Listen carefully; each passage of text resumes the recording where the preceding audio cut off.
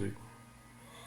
Olá, eu sou a professora Elizabeth, professora de inglês de vocês, e hoje a gente vai falar sobre o verbo to be nas suas três formas, que é afirmativa, negativa e interrogativa, e também na contraída, tá?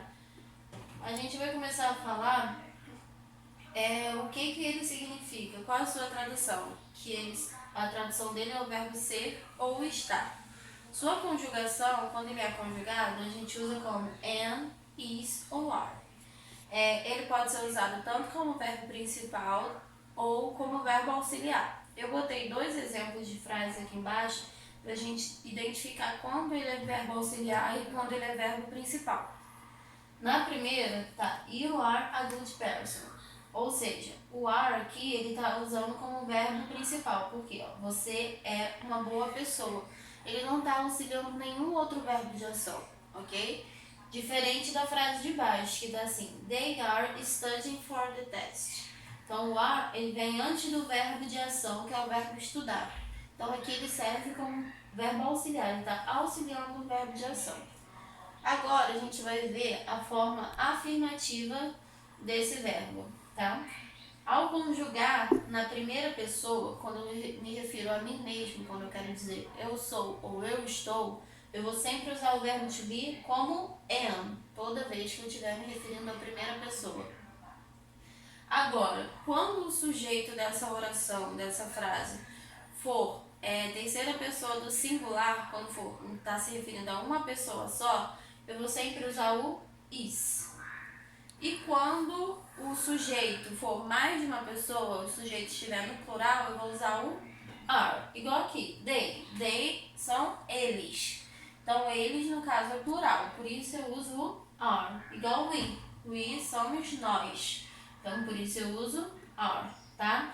E aqui, he. He é ele. Então, ele é uma pessoa só na terceira pessoa do singular.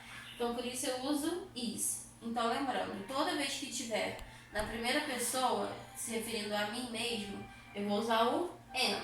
Toda vez que o sujeito for singular, eu vou usar o is. E toda vez que o sujeito for plural, eu vou usar o are. Lembrando que o it, ele sempre é usado para sujeitos que são animais ou objeto ou coisas, ok? Aí agora a gente vai para a forma negativa. Na forma negativa, não tem mistério, é só a gente acrescentar o not depois do verbo to be para negar. Então, quando eu boto aqui, he is not doctor, ou seja, ele não é um doutor. Então, o not ele serve para negar a minha afirmativa, ok? Então, toda vez que eu quiser passar para a forma negativa, eu só acrescento o not depois do verbo to be, tá? E na interrogativa? Na interrogativa, eu inverto. Eu vou colocar o verbo to be no início da frase. Ao invés de vir depois do sujeito, ele vai vir antes do sujeito. Então, aqui, ó. Is he. Então, ao invés de he is, fica is he. Eu botei o verbo to be no início da frase. E sem esquecer de botar o ponto de interrogação no final. Tá? Então, isso em todas as conjugações, ó. Aqui, ó. Am, I. Are you. Is he. Is she. Is it. Are we. Are you. Are they.